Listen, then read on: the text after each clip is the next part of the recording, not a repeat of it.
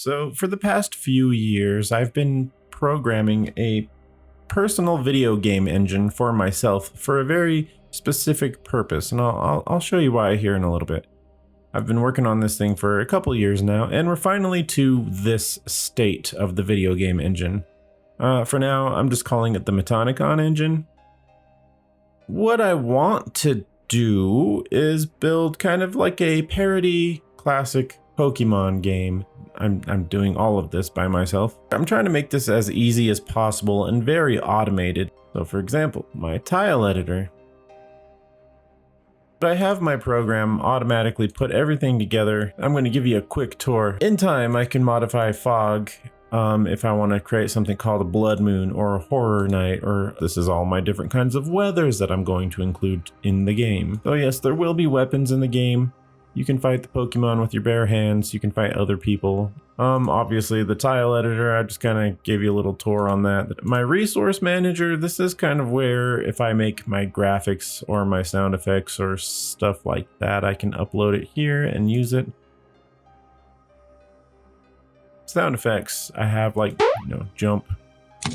I've got like shooting sound effect. And then these are all my tile maps that I've uploaded that I can import into my tile manager and use. I have my player editor where we get to modify variables for the main character, the object editor, basically all of your objects in the game, like your houses, your trees, your fences, all of that super fun stuff. Treasure boxes, you gotta modify the variables for them if it causes damage to you, if you could pass through it. Map editor, we'll get to that here in a little bit. Maintenance, this is just this is gonna show me what all my information, my error logs, my global variables. This is, I can create some integers, floats, booleans. Just let's say if you kill a guy in the game, we're gonna set the boolean to dead. We can modify the game menus. We have the game items editor, but this is going to be like the stuff you can buy in the shops. Where am I? Game data editor. So this is where I can tweak my splash screen stuff. I have some limits, what I want to allow in the game. If I want to allow the game to run at 30 frames per second, I can add all these optional things here. Like I can say, hey, we can full screen the game.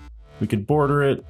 And then obviously we can save that. We have our general settings here. So obviously this one's redded out because I disabled the 30 frames per second, but we can choose between 60 and unlimited. The screen ratio, we can go between 610, 6.9, and I did obviously disable, like for example, if I wanted, a 4:3 ratio, let's save that real quick.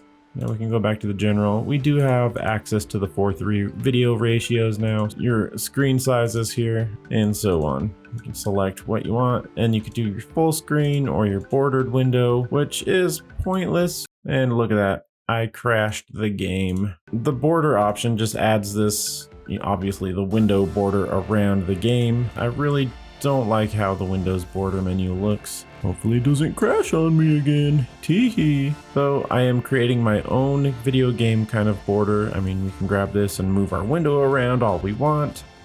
I'll show you these options up here in a minute. But we do have close, so we can quit the engine. I have a really cool little drop-down menu that kind of tells you what each button does. If you hover over it for a minute, we can tweak the audio volume, the sound effects volume, theme. I got a little ambitious. I don't know if I'm going to include this just yet. There was a point in time where my, drawing board included kind of like a farm in this Pokemon game. And now I have this events data here where I can create in-game events like changing the weather, changing the time, changing maps if we change our map. This is my debugging menu. I was working with some 3D modeling at first. I'm going to stick strictly with the 2D for now. And now I have my animation editor. And then obviously we have our AI editor. This is where we create all of our artificial intelligence kind of guys. Like I have this anime guy. I have a little issue here. We can actually collapse that menu, and I need to do a little bit of coding here to fix a couple of bugs. Now I can go through, select the file I want to use for the character. Let's say this character, I named him Rando. We imported the Rando guy, or we could use anime A. Let's just save that real quick. So now it's this guy's character sheet, but it's obviously rando, so we're gonna use rando. Apparently he's got 2 right kicks, my bad. Your menu options up here change depending on the screen you're on. So I do have a folding laptop that kind of turns into a tablet, and I could also work on my game on that, which I installed a pretty cool little tablet mode here. So if I click this button, it basically essentially turns it into tablet mode. You can scroll through the menus. You don't have to grab the scroll bars. You can use touch to tap or whatever. And obviously the minimize button, just shoot that guy down, shoot him back up. This is the map editor. I have an EU map, pallet town map, and a test map. Obviously, if I want to create more maps, I just hit here for add a map. If I want to show the intro, and you could add background music, and obviously you can scroll through everything that you uploaded in your resource manager. Now, if we hit edit the map, we can actually come in here and look at that, it's blank. So I can use my mouse to scroll the map around, or I can use my scroll bar. I think I'm having a stroke. What the hell is this rolling wheel on the mouse called? A scroll wheel? A wheel scroller? What the hell am I doing? I don't know. So let's say the first thing we want to do is place some tiles down, just some plain old grass. All right. And as you can tell up here, the buttons have changed. We have void color. We can just change kind of like the background void just to see things better. We have a grid. We can create the grid. And now if we wanted to, there's a minor bug there I need to work out. So the map's freaking out on me a little bit, maybe because I changed the size of something. But normally this would connect together. That's a little embarrassing. I'll fix that at some point. So that's your tiles.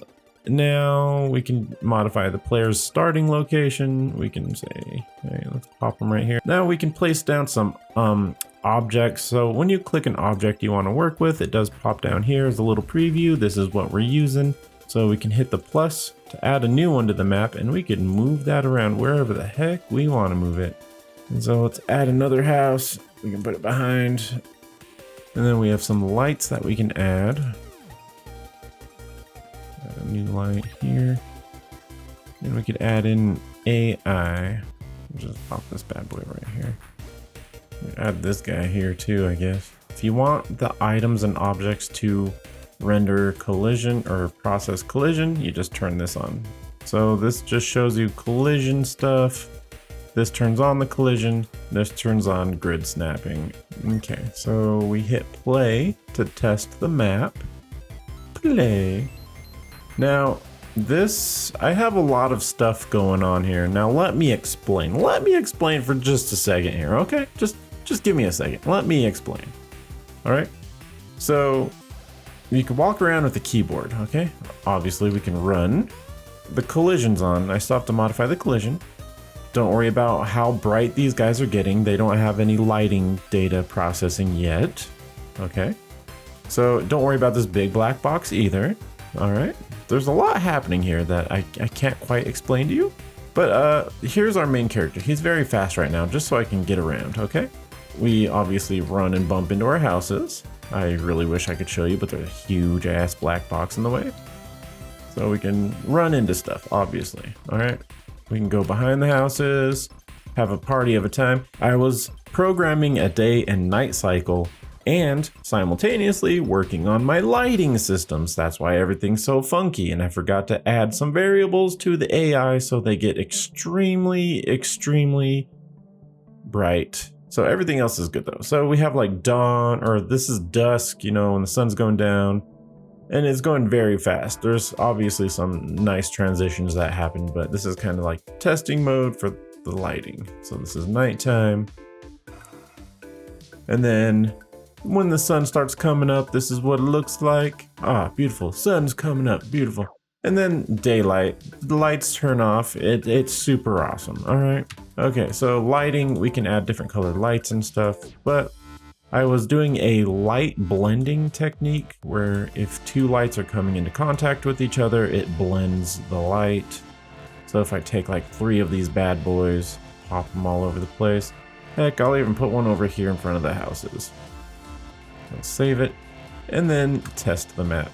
So it does blend the lights together. So when you walk into the light zone, it obviously illuminates you. Seems like the tile is working fine in the test, which is weird. What the hell? Okay, so the tiling system's working just fine. In the testing area, I'm very confused right now, but you know what? It's gonna be super awesome. So here's my plan. Here's what I'm going to do. And while I talk about it, let's go see what some of these other maps look like. All right, looks like we're inside of a pub right now. Nighttime pub. That's a big table. Gosh dang, that's a big box. Everything's so big around here. Oh, gosh dang. So let's go check out Pallet Town. It's a start. It's kind of what I want it to look like. I've got some trees going on here. The water. You know, houses, I got a couple lights, I got, you know, all this cool stuff. Here, let's actually move the player down here and save and test it out. All right, welcome to Pallet Town. We're gonna be in our super awesome Pallet Town, all right? Oh wow, I think I need to process the lighting on the water too, don't I? And I have a lot to do. I hope you guys kind of join me on this journey. I work on it on occasion between playing video games.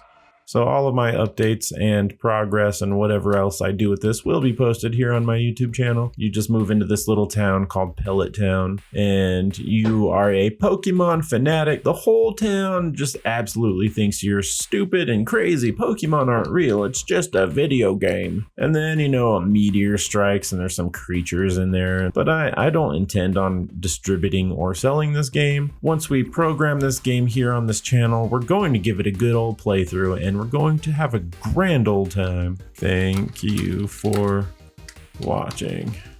What was I saying? I got some bad ADHD. I made it ADHD. Did I say ADHD? I meant ADHD.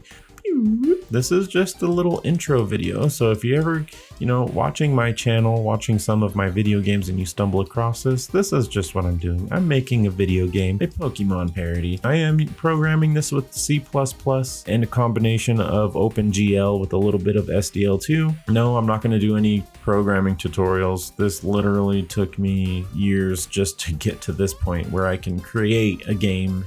Now I just need to go through, fix things, and we can start, you know, doing graphics. If any of you guys watching this are really good at sprite art, maybe I'll commission you. Just let me know. That would be super helpful and handy for me. Your mind would just explode when you truly look into how much goes into actual programming a game. We're not using Unity. We're not using Unreal Engine. No, what we're doing on this channel is we made our own god dang engine, all right? So if you want to see more of this adventure, this process we're going to go through, leave a like, comment if you want to, subscribe. I do mostly just play video games on this channel. It is an addiction. I love video games. YouTube is my place of happiness. If I'm having a bad day, I usually come on YouTube, I watch some videos, and I want to pump that back out into the community. I only hope that one day I could put a smile on someone's face, that they get, you know, they're excited to come home and be like, is there a new Mattonicon video? I want to be that guy. I want to bring joy,